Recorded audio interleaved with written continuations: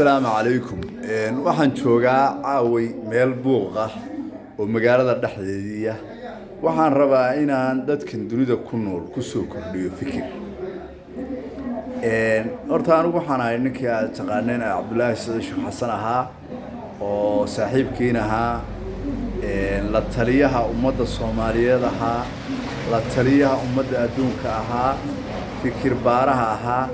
farsamo yaqaanka ahaa عاوي waxaan ku soo kordhinayaa adduunka fikirkaas oo ah dadkii dhintay ee dunidan isaga tagtay way tageen dadka hadda nool ee dunida jooga ayaan afkaar inaan isla qaadano ayaan rabaa dadka dunida ku jira waxaad maqasheen hebel baa xanuunsaday wadnaha laga bedelay kaliyaha laga bedelay beerka laga bedelay sababada laga bedelay lowba laga bedelay guriga dhuunta laga bedelay waxa la sameeyay ilba loo qalay ilba waxa la sameeyay xididadii hoos nool yihiin baa groupkii baa la bedelay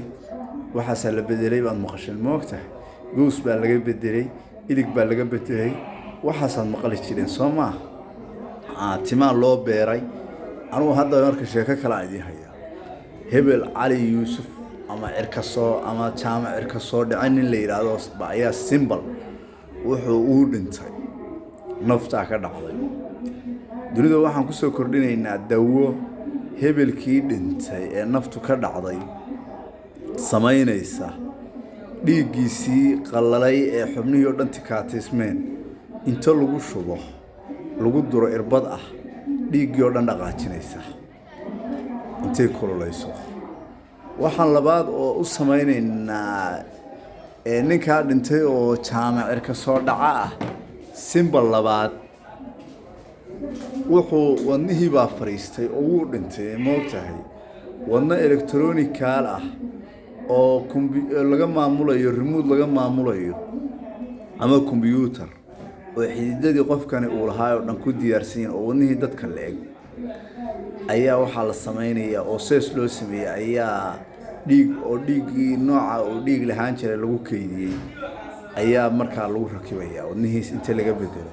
kadibna wadnahaas lagu soo istaariyaa la shaqo gelinaya markuu qofkaasi shaqeeyo oo dhiigiisu israaco qofkaasi dib u soo naaxo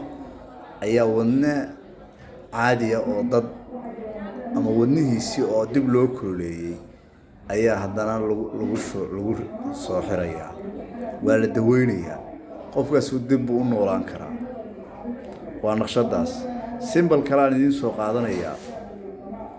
taasi ma ahan ilaahnimo ma ahan oo ilaahnimo ma sheegan markan sida leeyahay ilaahay waa ilaaha kaliya wax abuuray laakiin symboliga aan qaadanayno waa qaybtan isla tacaalka iyo daawooyinka qayb ka mid ah waxaana taas ku xasuusan kartaan ku ogaan kartaan qof dhintay baan ka hadlayaa weligiin ma maqasheen haddii iidan arag ka waran qof dhintay iska badaa haddii aad aragteen cirkaas qof intuu diyaarad dhulka ka fuulay wadankana ka degay daqiiqada kadib hawada maraya soo ma ahan ilaahay wax uu sameeyay oo